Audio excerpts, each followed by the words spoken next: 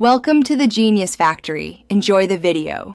You begin by confirming the exact Google account affected and gathering recovery tools, the recovery phone, recovery email, backup codes, and a known device. Once you have those, open the account recovery page and sign in with the target address. Follow the prompts and answer the security questions one by one. Be precise and use full, original answers. If asked for the last password, enter the most recent one you remember. Make sure to use the same device and location you used before when possible. Once recovery starts, you'll see verification options, phone code, recovery email link, or two-step prompts. Select the method you previously set up. That increases success.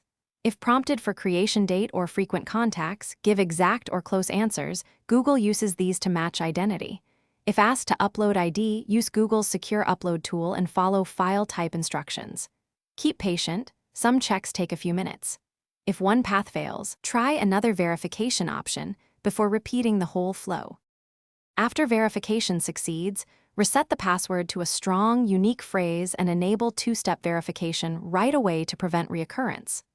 Once inside, scan security settings, connected apps, and recent activity for anything unfamiliar. Revoke access where needed.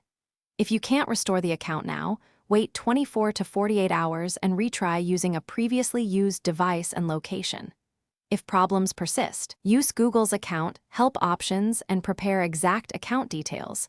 One key.